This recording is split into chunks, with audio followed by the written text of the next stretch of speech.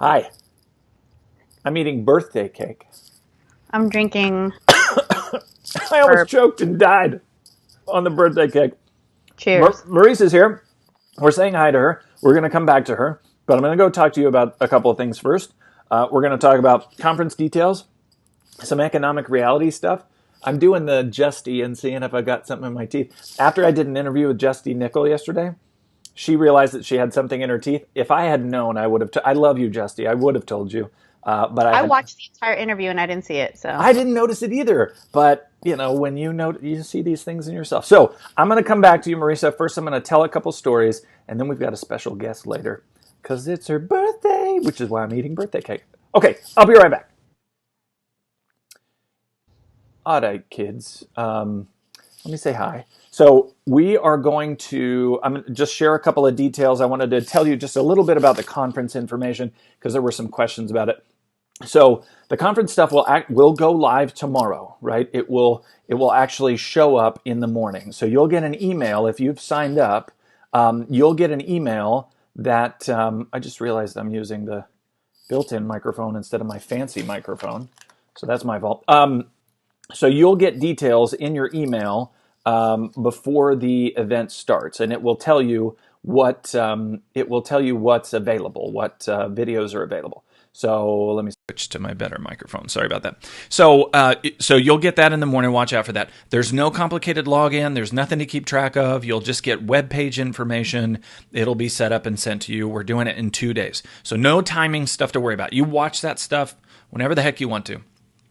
There will be some time things, and those are the Facebook sessions. We're going to do these watch parties and these Facebook Live things, conversations just like this, with speakers, with sponsors, and I think every one of the sponsors is also speaking at some point. So anyway, you'll see all of that. So there'll be time things in terms of that, but this medium is designed to make you not sit down and have to do a conference for 2 days, right? You don't have to go somewhere and watch something nonstop. So you just watch it when you feel ready to do it. I'm about to give you the most important piece of information that I could possibly ever tell you about Lawyer Forward or the events. And it is the mixtape. Okay. If you have not done the mixtape yet, the mixtape is the most important thing. What's so funny about this? The mixtape is the most important thing. We've done it every year. This is Mike and Angela's Awesome Mix Volume 6. Now, because it's 2020, I didn't print CDs. I was mocked every year because I printed CDs. Sorry, yes, I had a question about, are the videos still available over the weekend following the conference? To be clear, this is Jonathan asking me that question. To be clear, literally every video will be available to you forever and ever. So whenever you want to watch it, you can go back to it. That's a good question, Jonathan. But I do want to point out Mike and Angela's Awesome Mix. It is available. It is a Spotify, what do you call it? Shuffle mix thing. What do the kids call these things? I don't even know. So I'm going to put that in the comments here below. The mixtape. That's where you go.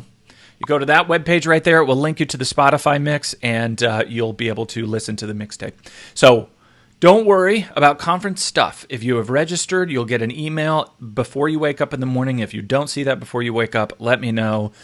You should have that. The other two things that I wanted to just show you real quick, just in terms of resources. First, I had mentioned yesterday Keith Lee did a podcast interview with Jack at Clio about numbers, about what the economic recovery is going to look like. And he, on the Case Status blog, did a deep dive into what it looks like. And we've talked about some of this stuff, but a lot of it is about this stuff of, is it going to be a sharp down and then a sharp up? Is it going to be a long, upside down hill? Is it like a curved line? And so he did a deep dive on a lot of data from a lot of countries. I love these different graphics of the different kinds of recoveries. I think it's important that we look at reality. Keith made the point in his interview with Jack that it's not to be pessimistic. It's to think about reality and then to make adjustments, controlling what you can. The other thing, and I know Marisa and I are probably going to talk about this some, is this issue of looking for the government relief. And the New York Times did a very cool FAQ post with an article with details about where we get information as smalls, right? As solopreneurs, as sole owners, sole proprietors, a lot of information on there. So I wanted to send you guys to that resource as well. So in terms of resources, I think that was it. I wanted to make sure that you guys went and logged in, signed up for the conference. It's just lawyerforward.com/virtual, and you'll be able to register there. Whether you contribute or not is up to you. I'll pull the email signature, the email addresses from that, put it on the right list. You'll get all the information you need. Okay? So if there are any questions about how the conference is going to work, just put it in the comments. I'll make sure to get to any of them. We want to make sure that you guys know where to head. Remember, the key thing is the content will come out tomorrow, and we'll spend the next couple of weeks engaging with it, which is really the focus. If you've been to the live event, the purpose is to engage with each other. So there's going to be a lot of that. Okay, I'm going to jump over to talking to my friend Marisa, who's now unmuted. Hey, Marisa. Hi. Hi. All right. So Marisa got mad at me because when I invited her to come hang out with us, I was eating sushi with my wife because it's my wife's birthday. And then Marisa put me on the spot and said, you shouldn't be doing this show at all. If you're going to, you should have your wife on your show. So later on, we've discussed how Skype sucks. But this thing just looks pretty. This feed is just better. It just is a much better feed. And we're going to find out if Skype and Ecamm together can do a three-way call later. We're going to say hi to my wife later, who Marisa knows. We hung out in Miami. Marisa, tell us about you. You're in Miami. Is it hot? It's like unbearably hot and muggy right now. Really? Because it's freezing here. It got back down to, I think it was like 28 degrees last night. Like, what the hell? Are we in April? I would dig some 28 degrees right now. I was thinking of the band, but that was 98 degrees. That makes more sense. I don't think a band that was referred to as 28 degrees would be very popular. What is that, like a Canadian alt that's the rock Celsius band? That's the Celsius version. That's the Celsius version. So what I'm doing, Marisa, is inviting people on and just sort of talking about what they're going through, how they're adapting, and hopefully gathering some knowledge from people who are trying different things. So let me start with, how are you? How are you doing? I'm living the quarantine dream. It's been hard, but surviving, and my family's healthy. So that's obviously the most important thing, but it's challenging. And your practice in Miami was mostly business stuff, transaction stuff. Am I remembering that right? Well, it's not dead yet, so it is. You did make some adjustments, which we're going to talk about, but which I think are really interesting, adjusting to this moment. But you do small business stuff, am I right? Yeah, I do a lot of general counsel, and we litigate, and a lot of my clients happen to be in the construction industry because I also know Florida construction law. Yeah, and once you get into these communities, they start referring around. But you, normally I ask people, have you tried anything? And I know that I wanted to talk to you about the loan programs because, at least from what I've seen, you've been very public about figuring out these loan program things for your clients. Tell me about that experience and learning and sharing that stuff with clients. Yeah, it's been insane. I've kind of been on the ride along with them, obviously, because I'm a small business owner, but also as their trusted advisor. I felt obligated to find out for them, how to go through the process and to provide updates on pretty much everything that's been affecting businesses, closures, all that stuff. The day, Trump announced the national emergency, I recorded like a 15-minute long video, just kind of helping people with what they need to do to go virtual, and this is how we're going to operate, and check your insurance policies, like just all the stuff that that small businesses needed to do. So are you I've seen some lawyers who are creating a new product, which is basically let us advise you through applying for PPP, and for example, and the EIDL or whatever it's called, the other one. Do you have it as like a new product that people are going, or are you just creating information for people that you already? So originally it was both. The EIDL, when it first came out, was extremely complex as far as applications go. The first attorney that I spoke to who did it told me it took him 90 minutes to complete. And that's when I was like, okay, this is a no-brainer, right? People are going to be freaking out and worried and putting it off. So I offered that. And then almost immediately afterwards, the expedited application came out. The PPP hadn't put its application out yet, so we didn't know anything about that. In Florida, we also had the bridge loan. So I was also offering help with that. But at the end of the day, it really just turned into a huge information campaign. And the PPP, interestingly, has a much different like schematic, I guess, for how you can charge for your services. So the EIDL, you can charge directly, to the borrower. But the PPP, you're supposed to get paid as an agent by the lender. And the lenders have,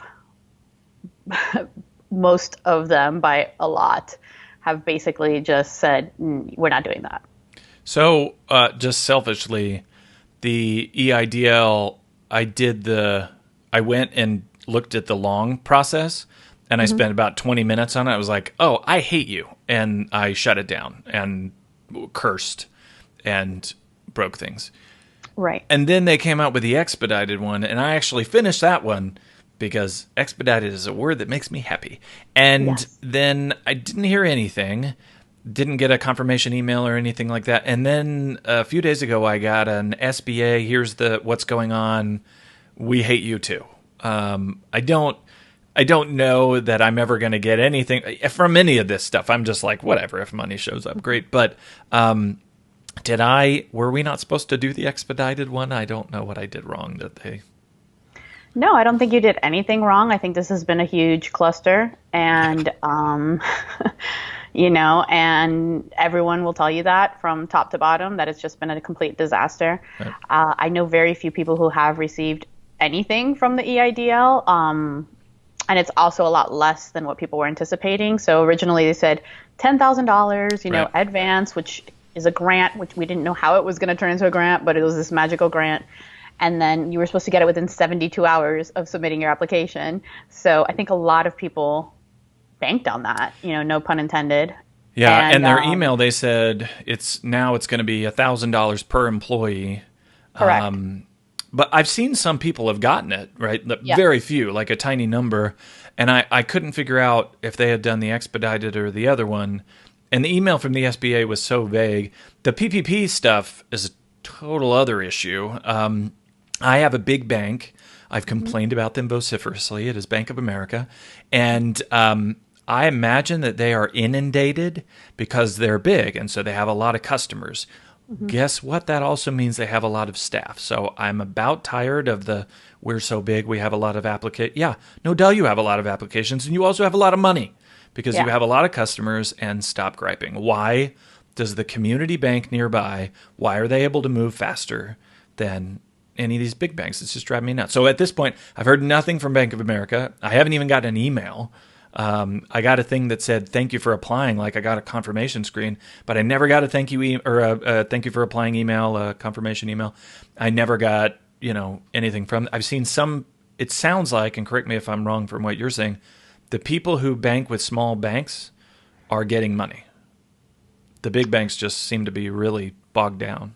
So I've actually gotten some information on why things tend to be happening the way they're happening. Okay. So what I heard actually from, it was like some top guy that was interviewed by the SBA. He said one of the main things you should be asking your bank is, are you properly automated to work with the SBA? So that's number one. And then number two, I spoke to an attorney today who happens to sit on the board of a small bank who is processing PPP loans and honoring the agent fee. And he said the big difference between them and the big banks is that the big banks have so many systems that for them to just pivot overnight is like, it's like, a tiny little, dinghy compared to a cruise ship, right? Right. And which makes sense. And so I guess what I'm gathering from these two different, perspectives is the best bank is a small bank that's automated to work with the SBA. And if you can get that, apparently that's jackpot. Yeah, and on the flip side, something that's happening with us that might be common for other people is because I'm self-employed, usually at the end of the year, I owe the government money. Some amount, it varies obviously depending on what I paid in estimated payments through the year, but like the government doesn't have my banking information because I owe them, right? Like they weren't sending me refunds, and so a lot of that logic of the personal money, not the company money, they're going to send personal money out to people, and I've seen those drop. Some of those have dropped that people have gotten their automated deposits. I'm in the crowd, apparently, that they're going to send me a paper check later when Donald Trump fake signs them all.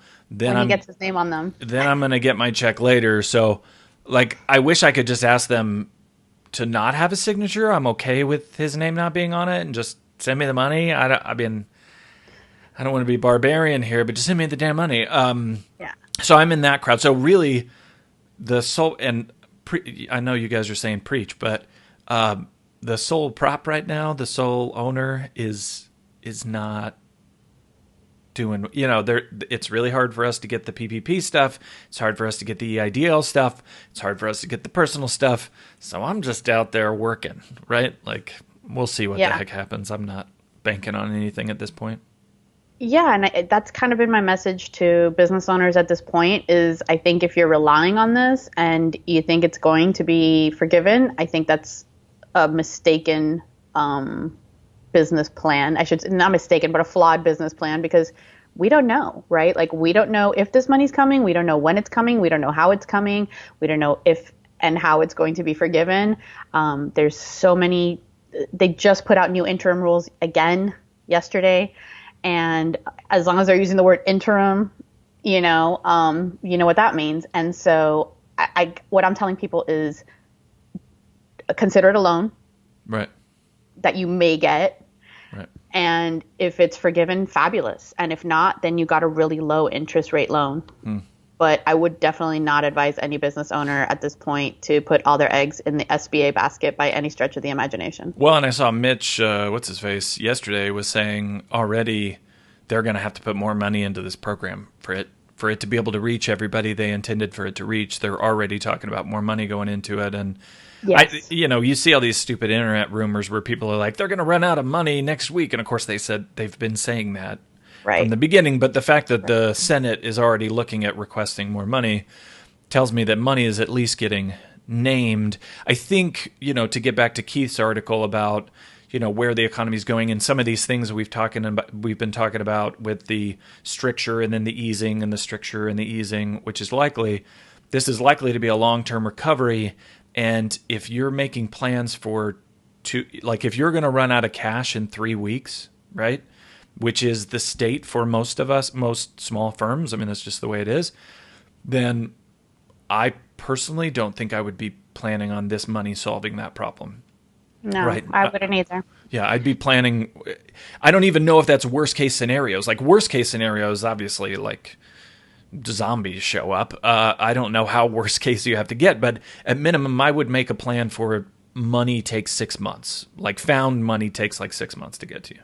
Yeah, I was told at the beginning of this process that the SBA standard turnaround time when there's not a crisis is a month.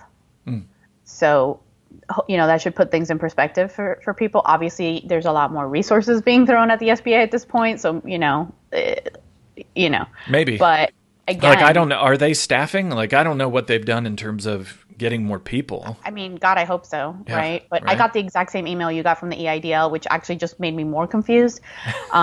It was dear applicant, and then it said, when we receive your application. And I was like, yeah, why am I an applicant if you... Yeah, that email had me more confused. I literally didn't know after that email what I was supposed to do next. So, but you're using... it's thematically appropriate, we'll say, for you. It's niche appropriate for you to figure out this business stuff because you're dealing with small businesses. And the way you're communicating is, again, which we talked yesterday, about as well with Justy. You're taking this weird situation and you're applying it to your people, right? You're not giving people nonstop COVID information that doesn't matter. Like, I got an email the other day from a chicken restaurant in Allen, Texas that I haven't been to in years. This roasted Peruvian chicken place that had great maduros, the plantains. They had really. My wife is obsessed with this stuff. I was just going to say Nicole and her maduros. She is obsessed with this stuff. And I got an email from them the other day about what's going on with COVID. I'm like, what the hell are you doing? Make some chicken. Like, what? Why? But it's thematically appropriate for you to tell businesses how to deal with this stuff. So are you doing anything new in terms of getting that content out? Are you trying, you mentioned videos. Is this early days for you doing this stuff? No, I've been doing video for a while, and I did a business survival guide. I did a going virtual guide. I've been putting on webinars. I have been, doing interviews with a bunch of people, and you'll actually appreciate this. I don't know if you know, I also do first-party property damage claims through my firm, which to people who aren't attorneys, it seems completely not connected to everything else I do, but it's all breach of contract, right? Like, right. Almost every dispute that I handle is a breach of contract, and I used to do a lot of insurance defense. And so this is actually going to be the weirdest marriage of like the two really different sides of my business, because the next wave of business litigation, I'm calling it today, is going to be business interruption insurance, first party claims. Claims, yeah. And I said it the day it happened. I said, everyone needs to pull out their policies, see if you have business interruption insurance, and they are getting denied left and right. There's going to be bad faith claims. And in Florida, I don't know about other states, but in Florida, fees are on the line when you sue your own insurance company. Nice. So this is going to be a bizarre, I never thought my first party in my business would become so relevant. Just like you planned it. Last question on that. Anything new you plan to try in the next few weeks? Some other way to communicate, some new product you want to design, anything you want to test? I've been going nuts with my CRM, staying up till the ridiculous wee hours of the night, building out Lawmatics, which has been fun because I'm a nerd. I love Lawmatics. Yeah. I know Clio Grow is fun, and Clio's one of our event sponsors, so don't tell them I said this, but Lawmatics is really great for usability. It's really cool. Yeah, it takes, at least for me, it took me a really long time to figure it out, maybe because I had never had a CRM before, and I consider myself a systems person.